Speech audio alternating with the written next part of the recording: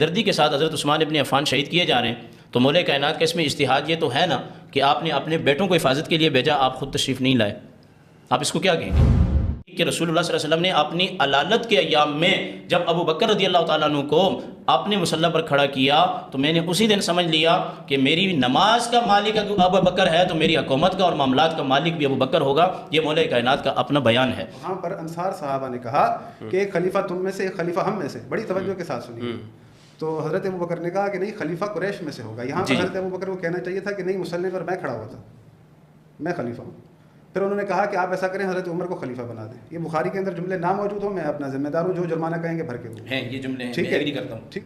مولا علی نے بیعت نہیں کی۔ مولا علی نے کہا کہ ابو بکر آپ خلیفہ بن گئے، ہم سے پوچھا تک نہیں۔ تو وہ کہتے ہیں نا کہ بھائی میں تو مصلی پر کھڑا ہوا تھا، مجھے اللہ کے رسول بنا کر گئے، آپ کیوں اعتراض کر رہے ہیں؟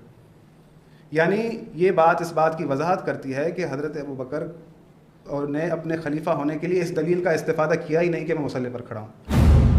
آپ ان سے ہاتھوں ہاتھ ایک سوال کا جواب لے لیں کہ اگر جب ہم دنیا سے چلے جائیں، مر جائیں، محشر کے دن اللہ ہم سے یہ سوال کرے گا کہ جو پہلی خلافت بنی ثقیفہ بنی ساعدہ کے اندر یا دوسری یا تیسری، اللہ ان کے بارے میں ہم سے سوال کرے گا؟ نہیں کرے گا۔ میں نے کہا کہ اللہ نہیں پوچھے گا۔ یہ آپ لکھ لیں اپنے پاس۔ میں لکھ رہا ہوں۔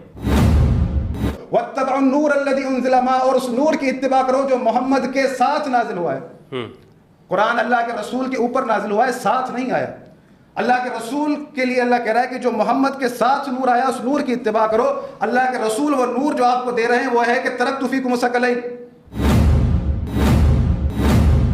آپ ان سے ہاتھوں ہاتھ ایک سوال کا جواب لے لیں کہ اگر جب ہم دنیا سے چلے جائیں، مر جائیں، محشر کے دن اللہ ہم سے یہ سوال کرے گا کہ جو پہلی خلافت بنی ثقیفہ بنی ساعدہ کے اندر یا دوسری یا تیسری، اللہ ان کے بارے میں ہم سے سوال کرے گا؟ نہیں کرے گا۔ میں نے کہا کہ اللہ نہیں پوچھے گا۔ یہ آپ لکھ لیں اپنے پاس۔ میں لکھ رہا ہوں۔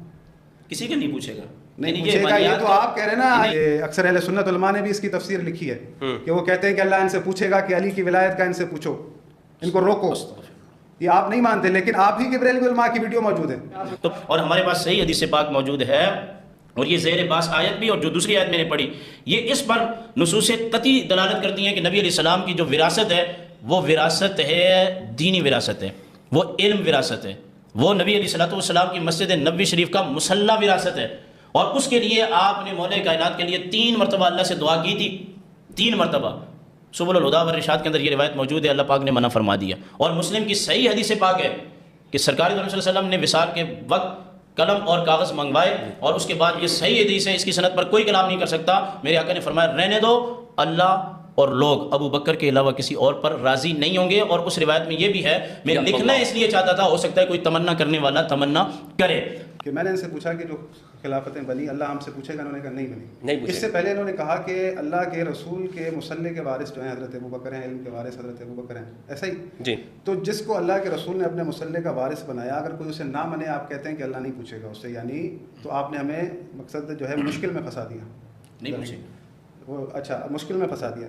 دوسری بات یہ ہے کہ حضرت مولا علی کے حوالے سے انہوں نے کہا کہ حدیث بیان کی کہ میں نے جب دیکھا کہ حضرت ابو بکر کو کھڑا کیا مصلی پہ تو میں سمجھ گیا کہ یہ میرے، جس طرح نماز ایک اہم رکن ہے، اس کے امام دین کے لیے ہوا تو دنیا کے لیے بھی۔ اچھا اب مجھے لگتا ہے کہ شاید یہ نہیں پڑھی ہوئی حدیثیں، تو میں ان کو توجہ دلانا چاہتا ہوں۔ بخاری کے اندر جب رسول خدا صلی اللہ علیہ وآلہ وسلم کی وفات کا قصہ لکھا ہے، جی جی، حضرت ابو بکر آئے رسول خدا صلی اللہ علیہ وآلہ وسلم کے جسد مبارک کے پاس، پھر وہاں سے جب ثقیفہ چلے گئے تو وہاں پر انصار صحابہ نے کہا کہ ایک خلیفہ تم میں سے، ایک خلیفہ ہم میں سے، بڑی توجہ کے ساتھ سنیے۔ تو حضرت ابو بکر نے کہا کہ نہیں، خلیفہ قریش میں سے ہوگا۔ یہاں پر حضرت ابو بکر کو کہنا چاہیے تھا کہ نہیں، مصلی پر میں کھڑا ہوا تھا، میں خلیفہ ہوں۔ پھر انہوں نے کہا کہ آپ ایسا کریں، حضرت عمر کو خلیفہ بنا دیں۔ یہ بخاری کے اندر جملے نہ موجود ہوں، میں اپنا ذمہ دار ہوں، جو جرمانہ کہیں گے بھر کے دوں ہیں یہ جملے ہیں، ٹھیک میں ہے، ایگری کرتا ہوں۔ ٹھیک ہے۔ اب پہلی دفعہ انہوں نے آپ کی بات سے ایگری کیا ہے۔ میں ہر بات جو بات ہوگی ایگری کروں گا، میں کیا بات ہے؟ پہلی دفعہ نہیں نہیں نہیں جو بات کر رہے ہیں صحیح ہے، لیکن اچھا لگا مجھے، بھائی دیکھیں، میں دل سے کہہ رہا ہوں اچھا لگا۔ میں ایگری کروں گا، جو بات ہوگی میں ایگری کروں گا۔ حضرت ابو بکر کو خود کو نہیں پتا کہ خلیفہ مجھے بننا ہے، اس لیے کہ میں مصلی پر کھڑا ہوا تھا۔ انہوں نے نہ انصار صحابہ سے کہا، بلکہ کہا کہ آپ ایسا کریں، حضرت عمر کو خلیفہ بنائیں۔ حضرت عمر نے کہا کہ نہیں، ہم آپ کو ہی خلیفہ بنائیں گے، تو حضرت ابو بکر کی بیعت کر لی گئی۔ مولا علی نے بیعت نہیں کی۔ مولا علی نے کہا کہ ابو بکر آپ خلیفہ بن گئے، ہم سے پوچھا تک نہیں۔ تو وہ کہتے ہیں نا کہ بھائی میں تو مصلی پر کھڑا ہوا تھا، مجھے اللہ کے رسول بنا کر گئے، آپ کیوں اعتراض کر رہے ہیں؟ یعنی یہ بات اس بات کی وضاحت کرتی ہے کہ حضرت ابو بکر اور نے اپنے خلیفہ ہونے کے لیے اس دلیل کا استفادہ کیا ہی نہیں کہ میں مصلی پر کھڑا ہوں۔ نہ انصار صحابہ کو پتہ تھا، نہ ان کی بیعت کرتے وقت یہ بات کہی گئی کہ اس لیے چن رہے ہیں کیونکہ رسول خدا کے علم کے وارث ہیں، رسول خدا کے مصلح کے وارث ہیں۔ دوسری بات یہ کہ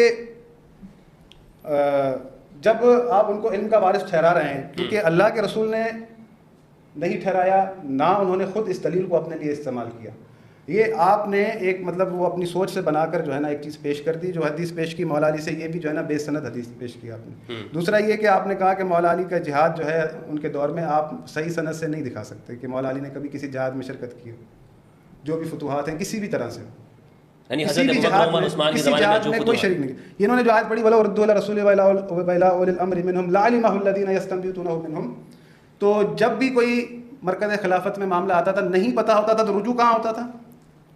مولا علی کے پاس۔ خلافت، ہمارے پاس حدیث لکھی ہے، روایت موجود ہے، خلافت کا تیسرا دن تھا، ایک مسئلہ آیا، نہیں یہ اہل سنت کی کتابوں میں بھی موجود ہے، سنن ابو داؤد وغیرہ کے، نہیں خلافت کے تیسرے روز مسئلہ آیا تو کسی کو پتہ نہیں تھا، کہا کہ علی سے پوچھیں، تو سب لوگ آئے، حضرت علی سے پوچھا، حضرت علی نے جواب دیا۔ حضرت سلمان فارسی نے کہا کہ مولا یہ تو وقت تھا کہ آپ نہ بتاتے تاکہ احساس ہوتا کہ حق آپ کا تھا۔ تو امیر المومنین نے فرمایا کہ سلمان میں نے قرآن یاد دلا رہا تھا، پھر مولا نے آیت پڑھی فَمَن يَهْدِ إِلَى الْحَقِّ أَحَقُّ أَن يُتَّبَعَ مَن لَّا يَهْدِي إِلَّا أَن يُهْدَىٰ فَمَا لَكُمْ كَيْفَ تَحْكُمُونَ۔ حق یہ ہے کہ جو حق کی طرف ہدایت کرے پیروی اس کی جائے، نہ کہ اس کی پیروی کی جائے جو خود محتاج ہدایت ہو۔ فَمَا لَكُمْ كَيْفَ تَحْكُمُونَ، تم کیسی قضاوت کرتے ہو؟ مولا کہہ رہے ہیں میں ان کو قرآن یاد دلا رہا ہوں۔ آپ جو یہ ایک نئی چیز لے کر آ گئے کہ بھائی یزید کو بھی اللہ نے خلیفہ بنایا، فلاں کو بھی اللہ نے خلیفہ حکومت ملی، فلاں کو حکومت ملی۔ بات یہ ہے کہ اللہ نے ہمیں دنیا میں رپورٹ بنا کر بھیجا ہے، اللہ نے کب کسی کو روکا ہے کہ اگر کوئی کسی مسند کو حاصل کرنا چاہے اللہ کرنے نہیں دے گا؟ فرعون اگر بیٹھا تھا تخت و تاج حاصل کر کے، تو جو حاصل کرنا چاہتا ہے، یہ تو یزید نے بھی آیت پڑھی تھی کہ قل اللہم مالک الملک تؤتی الملک من تشاء وتنزع الملک ممن تشاء وتعز من تشاء وتذل من تشاء۔ نہیں یہ تعز و تذل آگے خود پڑھ رہی ہیں، یہ میں جب یہ تو میں کہہ رہا ہوں نا، میں پڑھا ہوں نا، یزید نے پڑھی نہیں، یہ تو یزید نے بھی اپنی حکومت کے لیے پڑھی تھی کہ مجھے اللہ نے جو عزت دی ہے۔ میں نے ان میں کہا کہ نبیوں کو بھی حکومت دی۔ آپ میری باری میں مت پڑھیے۔ یہ بی بی زینب سلام اللہ علیہ نے کہا کہ یہ اللہ کی طرف سے عزت نہیں ہے، بلکہ اللہ نے کہا ہے کہ ہم نے کافروں کو مہلت دے رکھی ہے، یہ مہلت ہے تیرے لیے۔ تو بھائی اللہ نے ہمیں ریوارڈ نہیں بنایا۔ اللہ رب العالمین فرماتا ہے وَلَوْ يُؤَاخِذُ اللَّهُ النَّاسَ بِمَا كَسَبُوا مَا تَرَكَ عَلَىٰ ظَهْرِهَا مِن دَابَّةٍ وَلَٰكِن يُؤَخِّرُهُمْ إِلَىٰ أَجَلٍ مُّسَمًّى فَإِذَا جَاءَ أَجَلُهُمْ فَإِنَّ اللَّهَ كَانَ بِعِبَادِهِ بَصِيرًا۔ اللہ اگر لوگوں کو ان کے اعمال کی وجہ سے پکڑتا تو پورے روئے عالم میں نہ کسی چرند کو چھوڑتا نہ پرند کو چھوڑتا، پر دنیا چل ہی نہ پاتی۔ اللہ نے تمام کے تمام معاملات کو مؤخر کہاں رکھا؟ قیامت کے لیے۔ اللہ نے جسے ہادی بنا کر بھیجا ہے، اگر لوگ اس کو نہیں پسند کرتے، لوگ اٹھا کے آج کل کے حکمرانوں کو بنا دیتے ہیں، یا انہوں نے حکومتوں کا ساتھ دیا، یزید بنا، مروان بنا، عبد الملک بن مروان بنا، ہاں اللہ نے نہیں روکا لوگوں کا راستہ، اللہ نے لوگوں کو آزاد چھوڑا ہوا ہے۔ یہ تمہارے لیے ہدایت کا راستہ ہے، یہ تمہارے لیے کفر کا راستہ ہے، جسے چاہو چن لو۔ اب جو ظلم کر رہا ہے اللہ اس قدر سخت ہے کہ وَلَا تَرْكَنُوا إِلَى الَّذِينَ ظَلَمُوا فَتَمَسَّكُمُ النَّارُ وَمَا لَكُم مِّن دُونِ اللَّهِ مِنْ أَوْلِيَاءَ ثُمَّ لَا تُنصَرُونَ۔ ظالم کی طرف مائل بھی نہ ہونا، اگر تم ظالم کی طرف مائل ہوئے تو بغیر حساب کتاب کے تمہیں جہنم میں ڈال دیا جائے۔ لعنت اللہ علی الظالمین، ظالموں پر اللہ کی لعنت ہو۔ جہاں اس قدر حساسیت ہے تو پھر یہ حدیث کی کیا کریں گے؟ آپ کے کہتے ہیں کہ بھائی جو بھی مسلط کر دیا جائے اس کی اطاعت اللہ نے واجب کی ہے۔ کیوں بھائی؟ اللہ کے رسول محمد مصطفیٰ حضرت آدم سے لے کر تمام نبیوں کے وارث اتنی مشقتیں اٹھائی، اتنے مشکلات کاٹی، اتنی زحمتیں اٹھائیں، دین اسلام پہنچایا لوگوں کے پاس۔ اب رسول کہہ کر جا رہے ہیں جو تم پر مسلط ہو جائے اس کی اطاعت کرنا۔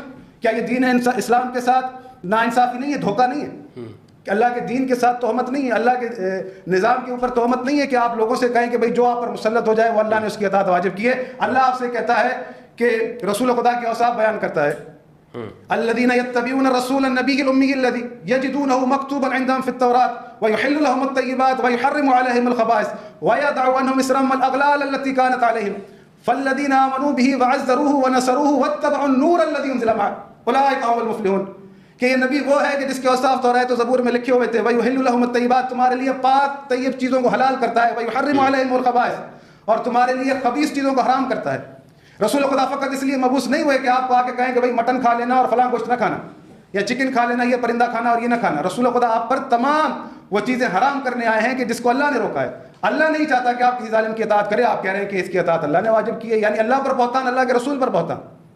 اللہ کے رسول کی ساری زحمتیں جو ہے آپ نے جو ہے پانی میں ملا دی۔ اللہ کہہ رہا ہے کہ فالذین آمنوا، اس پر ایمان لاؤ، وعزروه، اس کی عزت کرو، ونصروه، اس کی مدد کرو، واتبعوا النور الذی انزل معه، اور اس نور کی اتباع کرو جو محمد کے ساتھ نازل ہوا ہے۔ قرآن اللہ کے رسول کے اوپر نازل ہوا ہے، ساتھ نہیں آیا۔ اللہ کے رسول کے لیے اللہ کہہ رہا ہے کہ جو محمد کے ساتھ نور آیا اس نور کی اتباع کرو. اللہ کے رسول وہ نور جو آپ کو دے رہے ہیں وہ ہے کہ ترکت فیکم الثقلین. آپ کہہ رہے ہیں کہ نہیں جو ظالم مسلط ہو جائے اس کی اطاعت اللہ نے واجب کی ہے, یہ ایک دھوکہ نہیں ہے دین اسلام کے ساتھ. آپ مفتی یہ فیصلہ کریں, انصاف سے بتائیں. صحیح. اللہ کہہ رہا ہے نور کی اتباع کرو, آپ ظالم کی اطاعت کروا رہے ہیں, فاسق و فاجر کی اطاعت کروا رہے ہیں. دین مظلومیت پہ اسلام پہ ہم نہ رہیں. میں تو کہتا ہوں کہ بھائی جو شیعہ ہوتے ہو نا کہتے ہو یا حسین, اب تم کہا کرو یا اسلام واہ قرآن, کہ قرآن کے مخالف عقیدے جو ہے بیان کیے جاتے ہیں. قرآن کی مظلومیت پر بھی ایک جو ہے نا وہ اپنے سینے پر تھپڑ مارے. اچھا انہوں نے یہ دیکھیں کہاں قرآن اور قرآن کے مخالف عقیدے. آپ اپنی باتوں میں خود جو ہے پھنس رہے ہیں, جس کو آپ رسول خدا کے مصلی کا وارث ٹھہرا رہے ہیں, پھر کہہ رہے ہیں اللہ پوچھے گا بھی نہیں. اچھا یہی سوال انہوں نے کیا بھی تھا کہ سب نبیوں میں تو آپ نبوت و وراثت مان رہے ہیں کہ نبوت وراثت کے طور پر, لیکن رسول اللہ صلی اللہ علیہ وسلم نہ ان کے والد نبی ہیں نہ ان کی اولاد نبی. میں نے جب آیت پڑھی تھی اس میں ذریت کا لفظ کہا تھا, انہوں نے توجہ نہیں کی. قرآن کی آیت یہ کہہ رہی ہے کہ نبی کا بیٹا مستقیم بناتے ہیں یا نبی کا بھائی مستقیم بناتے ہیں فوراً, یا ذریت میں آگے چل کے بناتے ہیں. آپ پوری آیت پڑھیں, وَوَهَبْنَا لَهُ إِسْحَاقَ وَيَعْقُوبَ كُلًّا هَدَيْنَا وَنُوحًا هَدَيْنَا مِن قَبْلُ وَمِن ذُرِّيَّتِهِ دَاوُودَ وَسُلَيْمَانَ وَأَيُّوبَ وَيُوسُفَ وَمُوسَىٰ وَهَارُونَ وَكَذَٰلِكَ نَجْزِي الْمُحْسِنِينَ وَزَكَرِيَّا وَيَحْيَىٰ وَعِيسَىٰ وَإِلْيَاسَ كُلٌّ مِّنَ الصَّالِحِينَ وَإِسْمَاعِيلَ وَالْيَسَعَ وَيُونُسَ وَلُوطًا وَكُلًّا فَضَّلْنَا عَلَى الْعَالَمِينَ وَمِنْ آبَائِهِمْ وَإِخْوَانِهِمْ وَذُرِّيَّاتِهِمْ وَاجْتَبَيْنَاهُمْ وَهَدَيْنَاهُمْ إِلَىٰ صِرَاطٍ مُّسْتَقِيمٍ وَلَقَدْ أَرْسَلْنَا نُوحًا وَإِبْرَاهِيمَ وَجَعَلْنَا فِي ذُرِّيَّتِهِمُ النُّبُوَّةَ وَالْكِتَابَ فَمِنْهُم مُّهْتَدٍ.